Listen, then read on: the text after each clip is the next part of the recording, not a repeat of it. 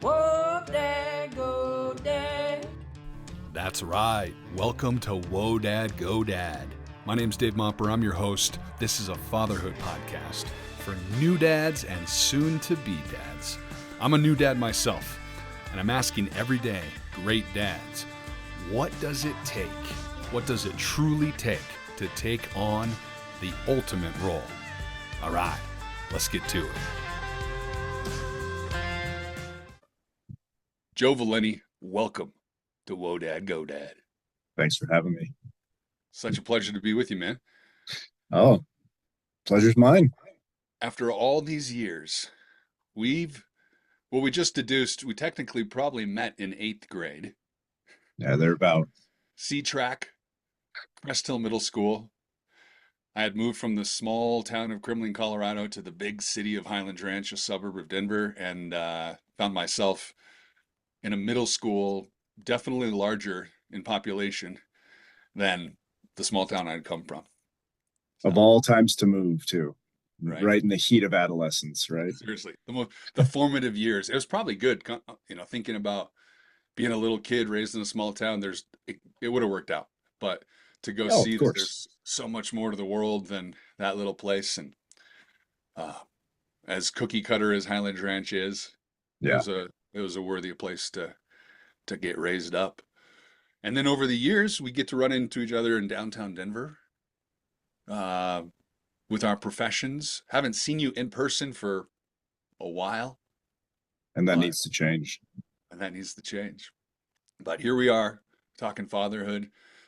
Let's give the listeners a little context in your realm as a professional, and then let's just get into it.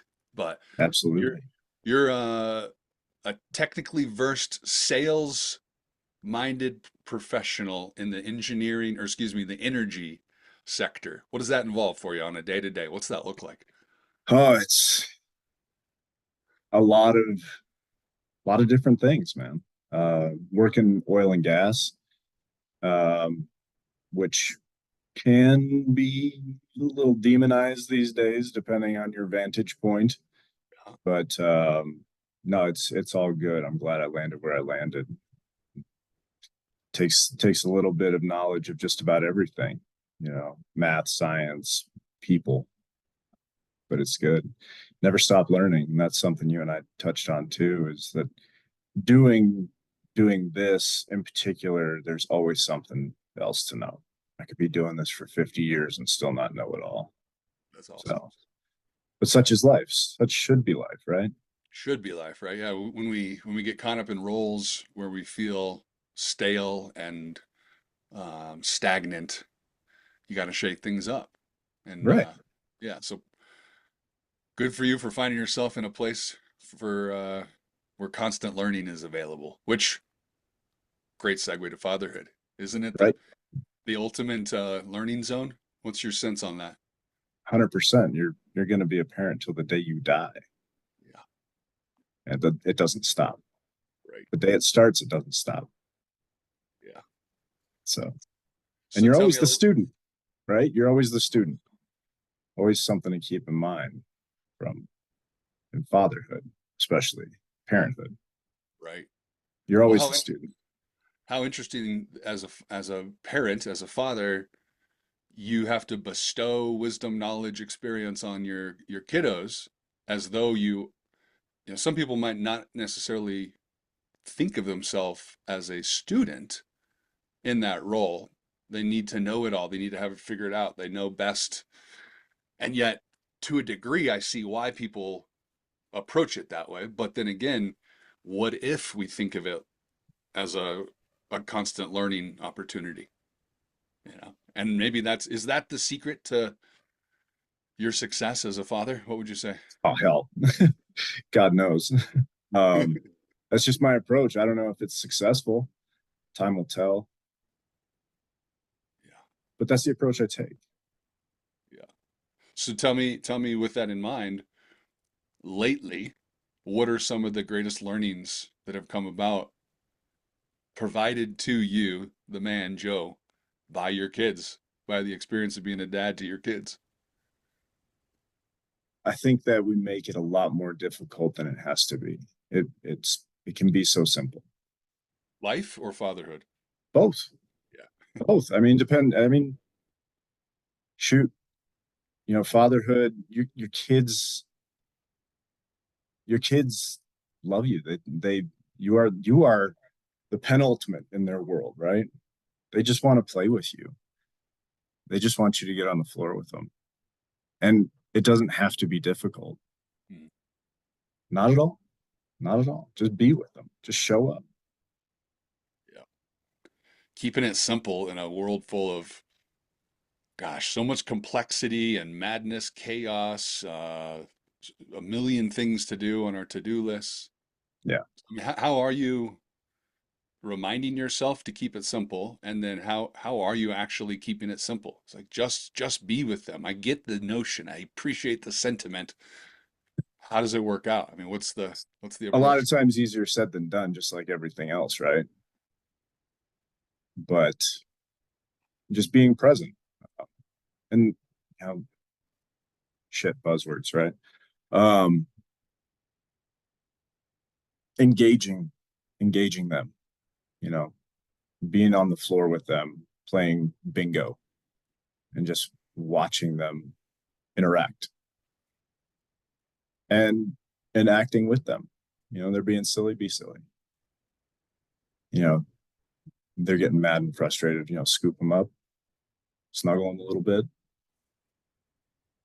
It's not hard. And you've got a bit of a range with your kiddos. What were you telling me? 14 through 4 with an 8-year-old in the middle. Yeah, 14, 8, and 4. Yeah.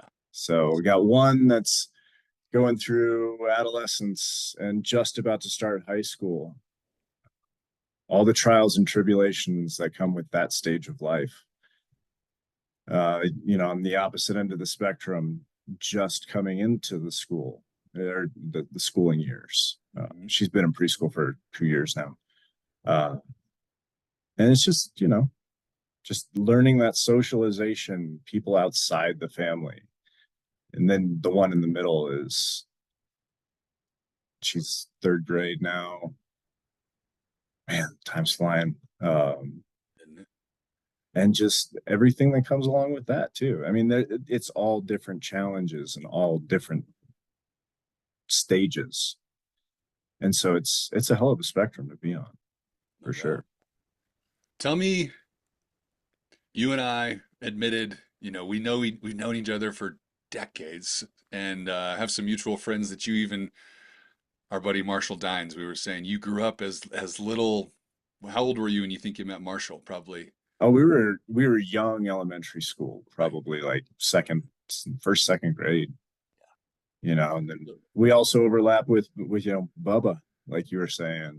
yeah, I'm sure if we sat here and played 6 degrees of separation, we'd find totally. dozens more. Yeah. And we were saying we remembered running into each other in Kremlin, Colorado on our way, both of us separately on our way to Steamboat to go watch a Michael Franti concert and Yeah. seeing each other downtown. So we've crossed paths and kept in touch. Social media affords us a little bit of connection as well. But Hmm. just thinking like how did Joe Valenti see the world before becoming a father? And then what in particular changed or shifted? How do you see it now? How would you describe it now? So give me the before 15 years ago, maybe 16 years ago, and then your perspective as a result of becoming a father. What was that change for you? If you think about the experience. That's a great question. Um, the adjustment is from living for yourself to living for your kids. You provide for yourself, shift your mindset. You're providing for your kids, your family. And it takes a massive shift within yourself. Did that shift feel natural for you? Were you hesitant? Did you embrace it wholeheartedly? Was there some trepidation? I mean, how did it feel to be Joe Valenti 14 and a half years ago, leading, knowing you were about to become a dad? that was, I feel like I embraced it. So, I mean, it was something that I had looked forward to. Yeah. I wanted to be a dad. I wanted to have a family, and I wanted to have children and raise them up. Hopefully, not screw them up too bad. Uh, but yeah, no, I mean that was something I always wanted, and so it was something I embraced wholeheartedly. Yeah. So, Game on.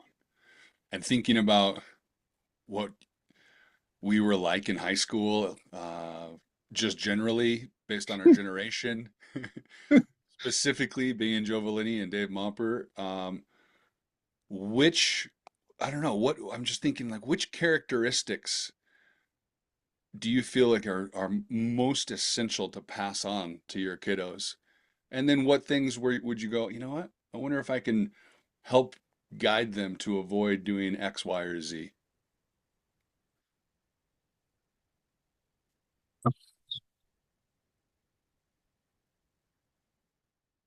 I would say, lead with love, but lead with logic too. Okay. Uh, Does that be show us? compassionate, but have your boundaries, stand firm, and don't be afraid to stand alone. Right? Things like that. How's that look today in our in our world? That makes you, I mean, depending on what you're subscribing to, who you're listening to, that makes you an outlier in some regards. And stand your ground, right? Yeah, Depending on how you want to look at that. right. So, So I'm just wondering a little bit more about you coming into this role and where you might have learned what it means to be a good father. Who were your examples? What were your or the contrasts of examples, right? But what experiences and which people in your life would you say guided you to the best practices and so forth? no, naturally, I mean, my own father, my grandfathers. I was lucky and blessed enough to have a good long amount of time with both my grandfathers. Hmm. Um, and to have those values really impressed upon me of, you know, family, togetherness. You know, as a kid, you don't really understand the dynamics and the complexities of the adult world. And then as you become an adult, you become a father, those things come into view. Um, and you start seeing the world differently, you know? And so it unlocks different parts of you, fatherhood, newer parts, good parts, hopefully good parts. Yeah. Um, Give me an example of that, by the way. I mean, what if you get specific, what's that look like for you in the last couple of years? What's unlocked that, you didn't realize was in there? well, yeah, I mean, I think as a kid, I saw my father. I felt like he wasn't around or available as much as I would have wanted him to be. And now, as a father, as a professional in the world, um, and then also working closely with him to understand just the trials and tribulations of fatherhood, adulthood, providing for a family, what that meant for him when I was a kid, when he was younger, and what his focus was is that he had to provide for a family of five in a very depressed industry at the time. And he was fighting tooth and nail to just even keep a job some days. Hmm. Um, And how in the world would a little kid yeah, understand? No, I mean, yeah, you're selfish as a little kid, right? You're like, well, me. Why isn't my life this? Why can't he be here for me? Things like that. And it's like, no, he is there. He's out there for you, you know. Right, right. So, It's interesting, just kind of struck me. There's a way in which, you said it's kind of cliche, buzzwords to be present with your kids. It's like truly in the moment to be present with your mhm, kids. That makes sense. But then being present for your kids might involve you being fully committed elsewhere mhm, on an endeavor or a mission or a project. And I suppose with that awareness that you have now as a dad, have you ever riddled with your pops on this and said, "Hey, I just realized," have you ever sat oh down with yeah, your dad? Yeah. yeah, it's nice. I mean, he and I, we work together, so it's there's been our relationship has grown extremely close, especially over the past 15 years, and even more so in the past, 2 years that we've really been working closely together. And I certainly count him as far as one of my best friends, not just my father. Um, his guidance has led me through a lot, uh, and it where I didn't feel like as a child he was showing up. Like, he not only showed up as an adult, but you know carried me through some awful shit, which has been awesome. And we've had those conversations. We've had tough conversations where it's just like, wow, that's what you were going through as a dad, as a husband. Wow. Right. And the admiration just grows exponentially. Mm. So, yeah. Yeah. It's easy to, well, I was just thinking about being like a 12-year-old kid, and my dad would have been about 40, and to not realize he was like a work in progress as a human being, Yeah. you know, Yeah. until decades later, and then to appreciate that, like the connection with that awareness, the connection that's available, and just kind of, yeah, he's still your dad, right? Right. But he's now a fellow human being enduring hardship and pursuing dreams and desires and sorting out the unknown and Yeah. trying to You're real close with your dad, right? yeah, we got a really good thing. And Nice. you know he was hard on us in ways and stern and um but always a teacher and always a guide, always a the greatest adventure guide I could have asked for. Him and Oh, my yeah. mom together both just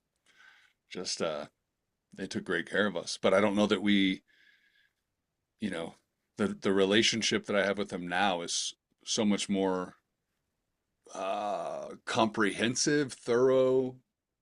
Um, the full weight of it is now apparent uh, and clear because you know I have full context as a human, more context at least. Probably full context, but as a kid, you just have no idea. No, no, Yeah. but that's What cool. what about being a dad in today's era? What do you feel like are the main challenges you're guiding your kiddos through?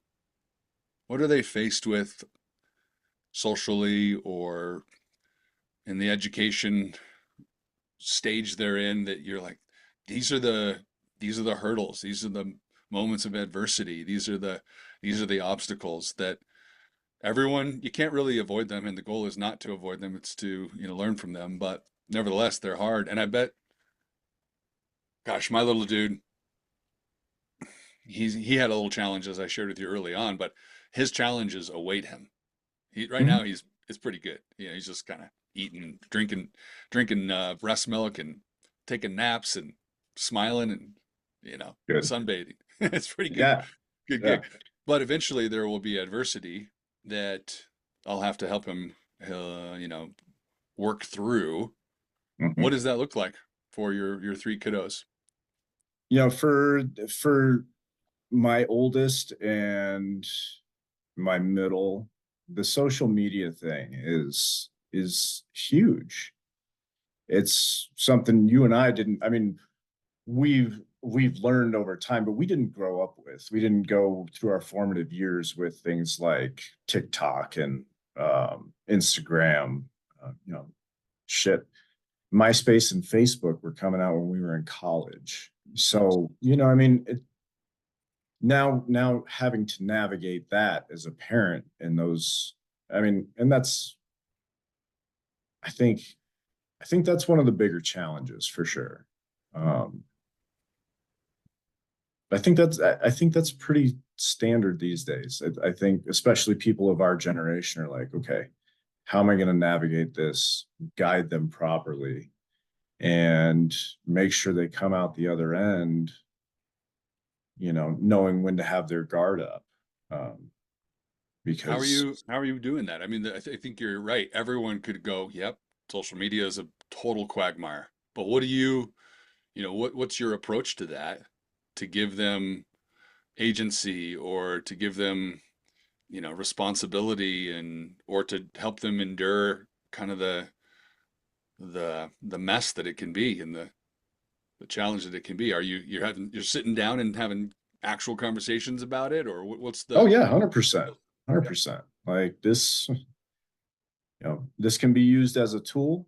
This can also completely fuck up your life. You know, you need to be able to navigate it responsibly. And there's that responsibility that's thrust on them at a young age, and maybe it was thrust on us at a young age too, just in a different form. Hmm. Um, but yeah, it's making sure that you guys trust each other enough, parent and child, to navigate it together.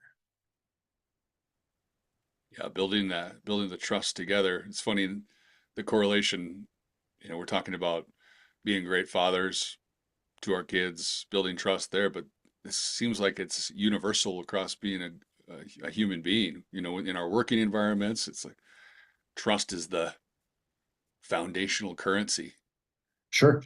and without it, nothing's possible. So, I mean, what's it look like building trust with your 4-year-old versus your 14-year-old? I mean, trust for a 4-year-old is, are you going to be there when I wake up in the middle of the night? Right. And I toddle into your room after having a bad dream. Um, Trust for a 14-year-old, that's, I think, more along the line of a mutual respect for the stage of life, giving space, you know, but also being a parent, letting them grow on their own, letting him grow on his own,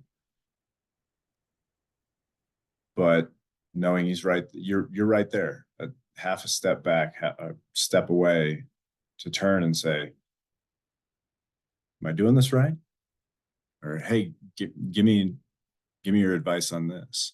Uh, I think that's where it is. It's like, okay, I'm going to let you go out. I'm going to let you figure this out on your own. All right. But I'll be here if you got questions. And so, yeah, Granting them that agency, and yet still knowing they've got you as a partner. 100%. And that is that fresh at 14. That's probably it's somewhere between 12, 13, 14 where that begins to develop and that shift takes place where they're, You're letting them, you're giving them uh, more space to go do their thing and sort Yeah. themselves out, huh? Yeah. Yeah. And that's when those curiosities of the world start blossoming, really, right? Like they're afforded more movement within the world. You know, as a 4-year-old, your world is your house, your school, maybe grandma and grandpa's house, Mhm. close friend's house. It's very small. And then as you get older, your world grows and grows and grows and grows. And so at 14, you have the ability to ride your bike all over. Well, your world is as big as your legs are going to take you at that point. Mhm. And then, as a driver's license comes, your world is as big as a tank of gas can take you. Yeah. So, you know, mm, Oh man, I was just thinking of some of the. You remember Stuart Garland?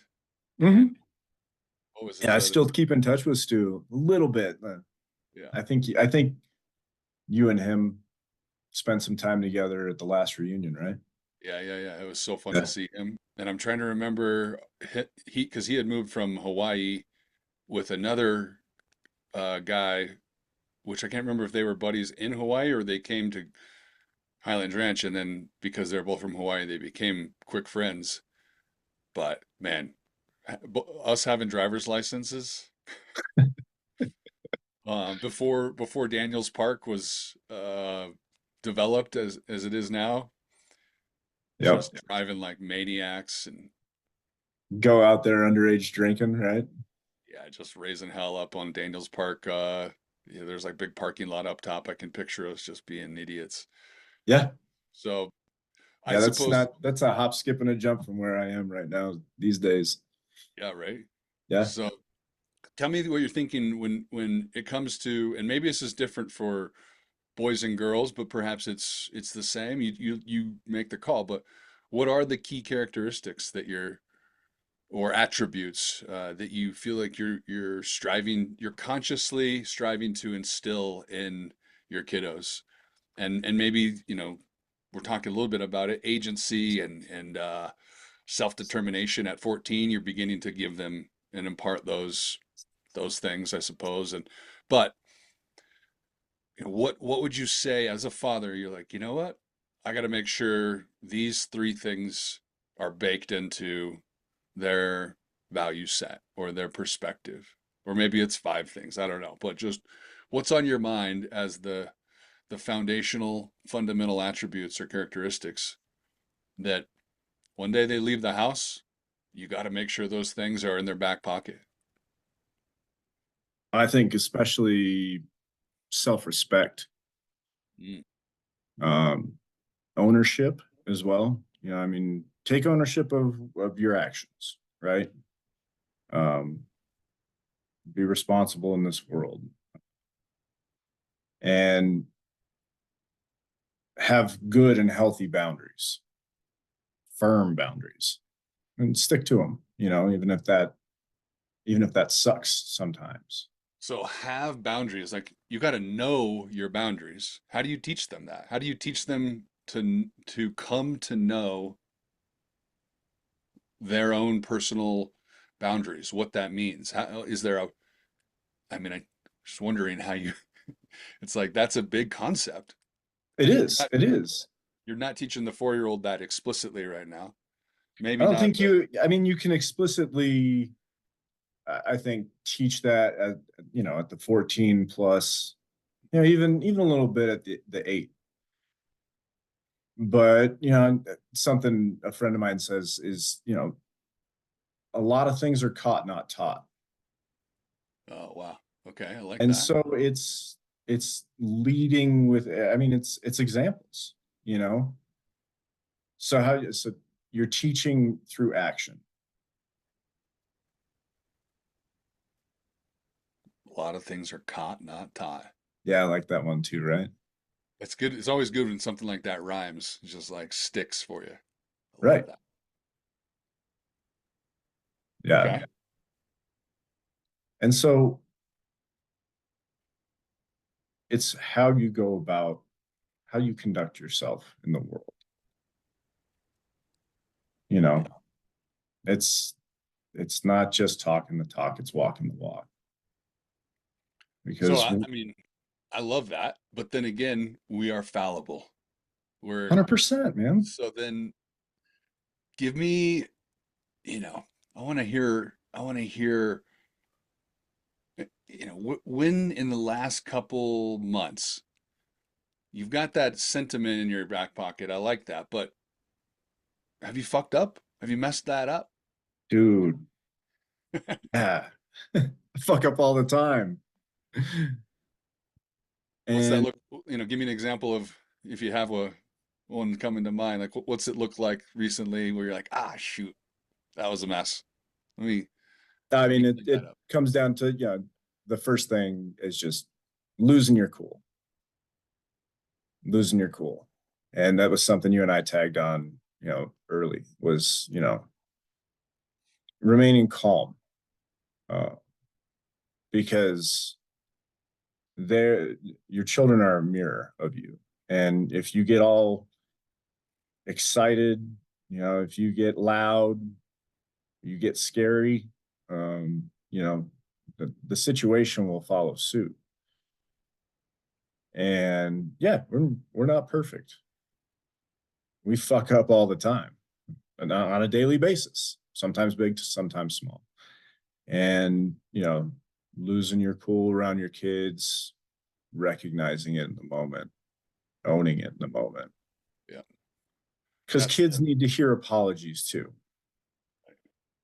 from their parents, from adults. If we're going to sit there and say, hey, you hurt so and so, you got to go apologize. It's like, well, why should I apologize? You don't apologize for shit, right? And so, you know there it is, caught not taught. yeah, that's the personal responsibility, taking ownership. 100%. Yeah. Yeah. Yeah. What's this the sound of an apology to a 4-year-old? How's that, what's the what's the conversation look and sound like? It's simple, and it should be simple at 14 too. It's like, daddy shouldn't have done that. Daddy's sorry. At 14, you're not speaking in the third person like that. It's Yeah. like, hey man, I dropped the ball there. I'm sorry. This is how I can do it better next time. I plan to do it better next time. Mm, And then through your action, show that you do it better next time. yep. So Joe, what guides you as a father most? Are you just kind of trusting your intuition? Are you, have you sat down and mapped out what you thought or what you want your role to look and feel like, the impact you want to leave? I mean, how have you approached fatherhood? I mean, a lot of this is intuition. And that was something that I heard in a parenting class for dads before my children were born. It's like, you have instincts as a father, follow them. You know, we've been doing this for thousands of years. Men have their responsibility with children too, and have for since the beginning of time. Mhm. And it looked different at different stages of human existence. Obviously, it's like, at a certain point, and you see it in tribal communities around the world, is like there's those rites of passage where the boys will go off with the fathers and become men. They go on their journeys and their things like that. There is intuition baked into us, just as animals, right? Because we're animals. But then there's also the reflection at the end of the day. Hey, this went particularly well. Maybe we should try more of that. This went particularly awful. And taking note of that. But the roadmap, I think it has a more macro. I take a more macro view, so that my kids aren't assholes, that they contribute something Mm. to society, to their community. Um, you know, I feel like at certain stages of my life, I was a huge asshole, and that's one thing I don't want for my kids. Um, I mean, there's certain situations where you need to be the asshole, and don't get me wrong about that, but that shouldn't be your personality trait. Right. Your main operating style was, Yeah, if it is asshole, that's not going to get you very far. right. No, no. but but but raising well-rounded kids, you know. Yeah.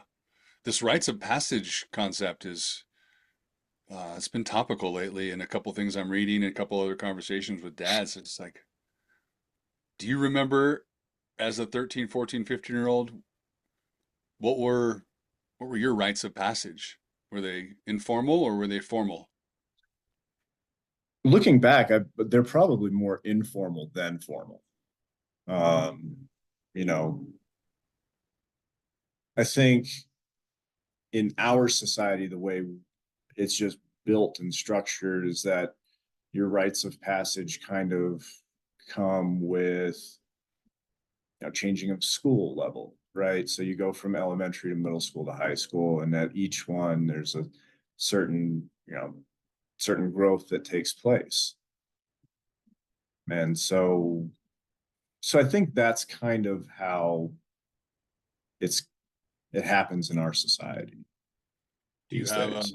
a vision or a plan for your oldest, your 14-year-old, to do something a little bit more, intentional or designed to give him, I don't. No, I don't.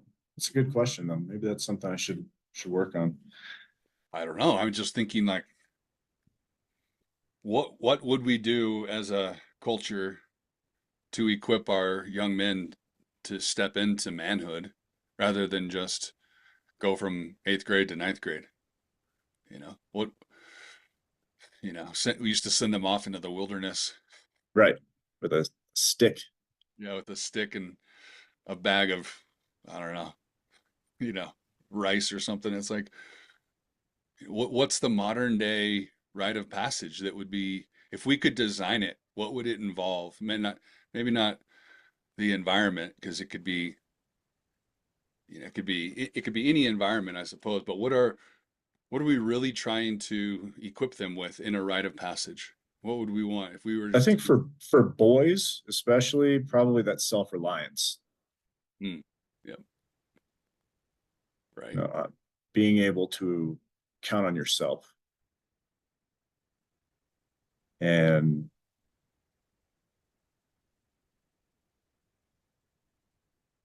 be able to navigate without without too much need for saying, okay, how do I do this, that, and the other? right.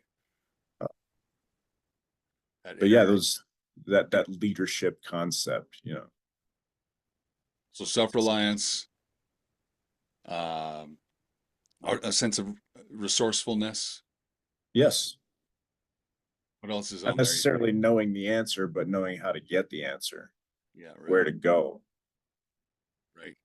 What else is So in there that's like, if we're creating an experience and we want certain outcomes, self-reliance, we want to showcase, we want to reveal to them that they can count on themselves. Um, what else is in that? What's essential? Like if we're truly going to equip the future generation, what else is in there in that recipe? What's your sense? What do you think? Um, So I said self-reliance. What would you stack on that? there's something about, and this is partly related to self-reliance, but I feel like grit and tenacity, just like persevering through I the like that. suck, Yeah, I like that. and almost I think it's the mindset of like there's a book called The Obstacle is the Way. Yeah, got it up on my nightstand right now. Cool. I think it's that Ryan Halliday, I believe. Yep, But it's like having them almost embrace adversity because absolutely. it's inevitable. Oh yeah, So it's there, but it's the correlation. They're coupled, self-reliance and that perseverance and grit. They're kind of together.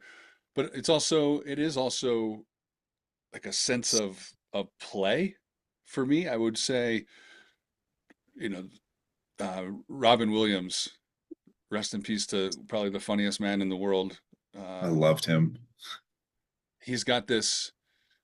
There's this video put on. I think it was created by a guy named his YouTube handle is Nerd Writer. I think it is, and it's like entitled "The World is Open to Play." And if you choose to approach it that way, then there's just a lot more opportunity. And then Robin Williams showcased it often with his improv, like everything. There's a little segment or scene in the video where he's on.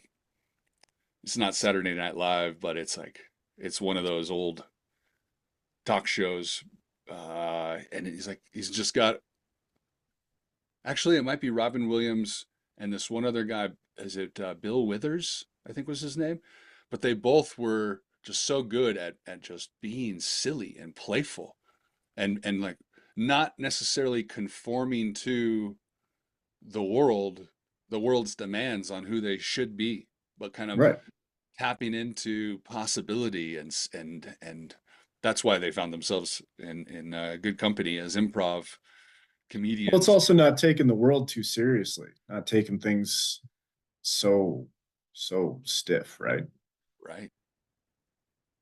Laugh at the burps and the farts Yeah. and the dick jokes, right? Yeah.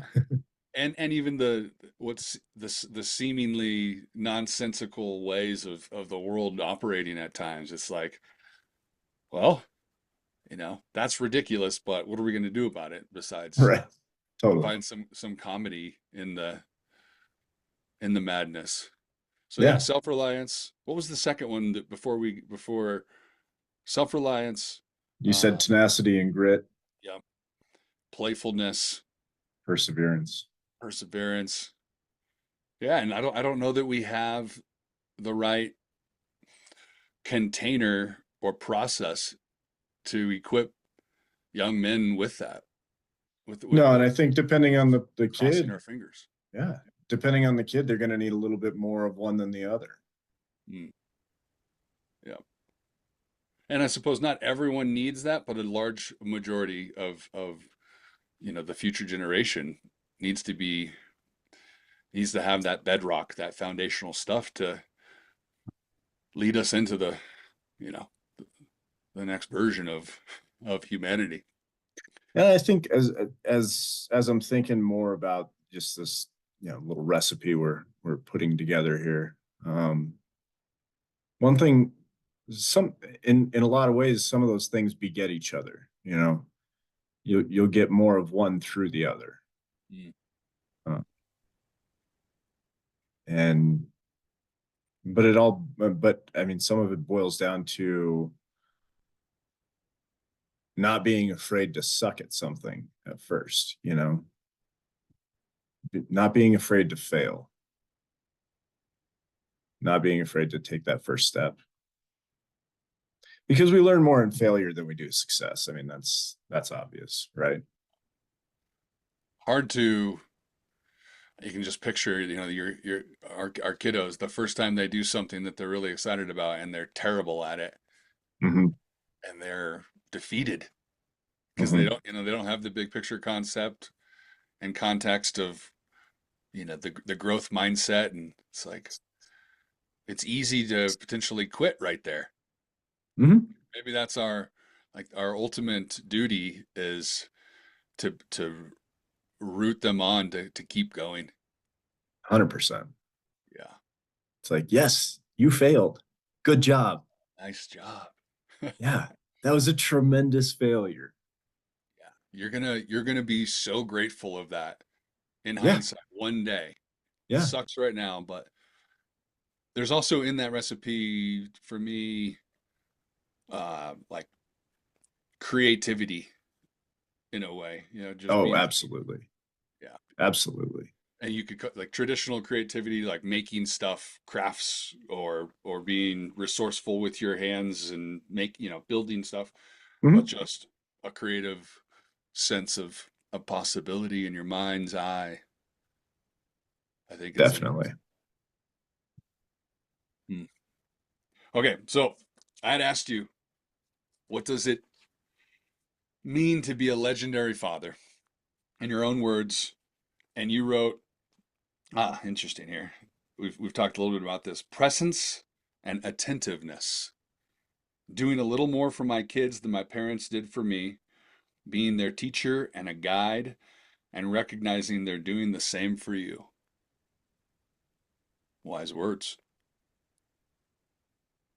Yeah. Maybe. Do you feel like what's the what's the gravy? Like you want to do a little more than your parents did. What do you feel like you're doing for your kids that is that extra a little bit more just to advance the ball down the field for them that you're I don't conscious know of? if I've found it quite yet. Okay. And maybe it's something I'm doing subconsciously, but maybe the hope is to give them just maybe even one more opportunity than you did. Because that's how we all advance, right? Like as human beings, it's like harness the opportunity that was given to us by somebody that came before us. Hmm. And that was a selfless act, if you think about it. You think about the people, I mean, that makes me think about people like my great grandfather that came over here back in the early 1900s. He left Sicily because there America was the land of opportunity at that point, but he didn't speak the language, knew very few people, and the reason he did it was to give me, my siblings, my parents, my grandparents a chance at an opportunity, a chance at a better life, right? Just the opportunity, not the promise of it, just the opportunity, the possibility. And he sacrificed everything he knew. That's a massive sacrifice.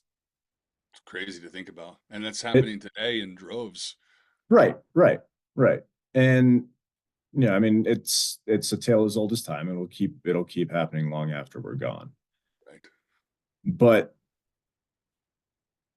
then it falls to to me to honor that sacrifice, to make something of myself, to teach my children to recognize the opportunity of the people that to recognize the opportunity afforded to us by the people that came before us and not squander it. What's your sense? So you know a bit, if not a lot, of the story of your great grandfather. Yeah, That's I know. that's I know. My grandparents and parents have done a hell of a job on the genealogy of our family on both sides. So I know quite the story of a lot of my right. ancestors, which is that, that's amazing.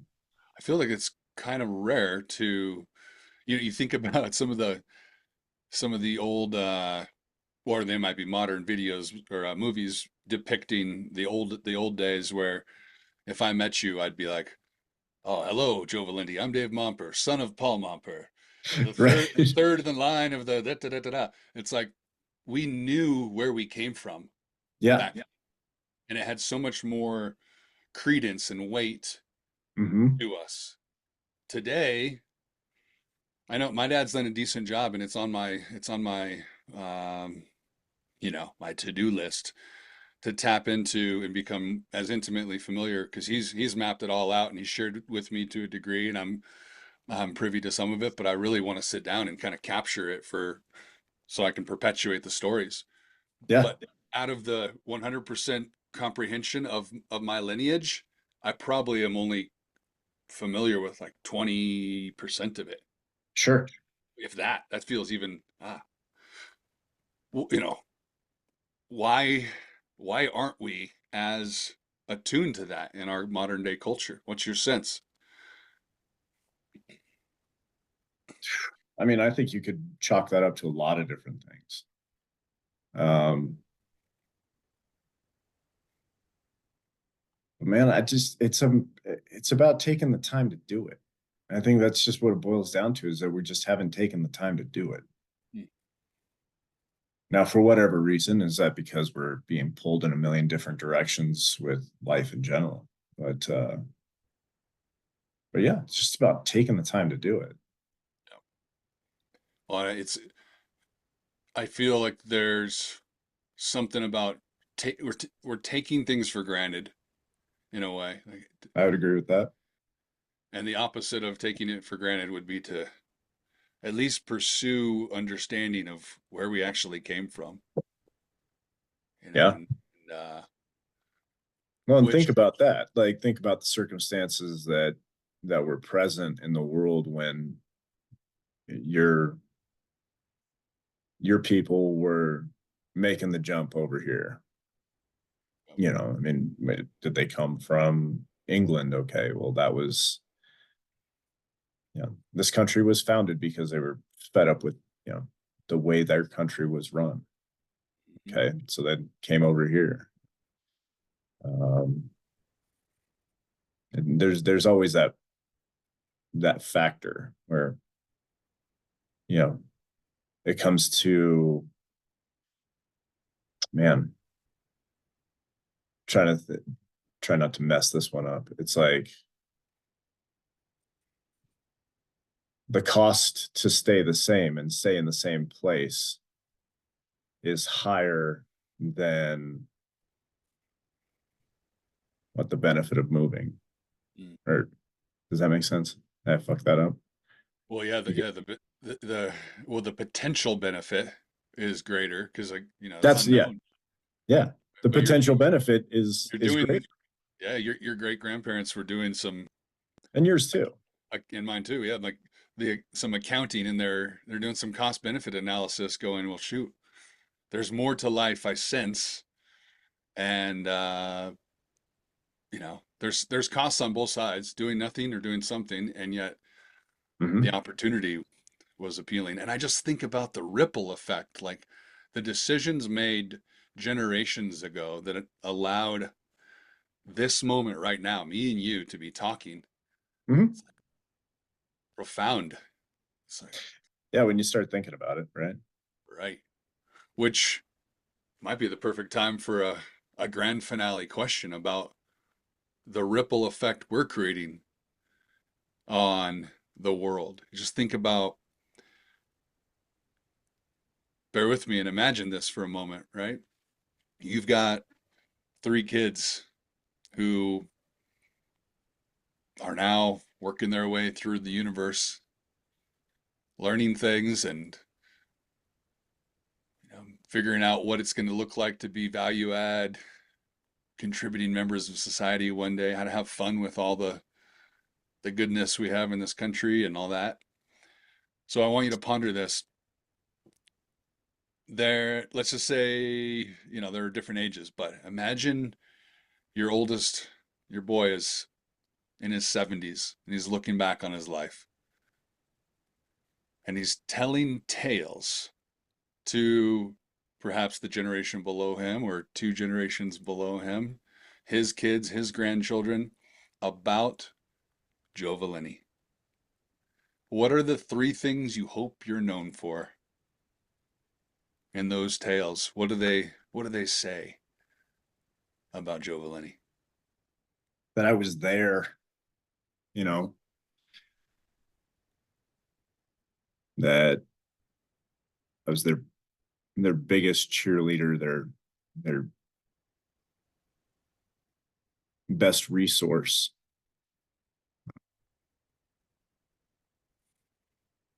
That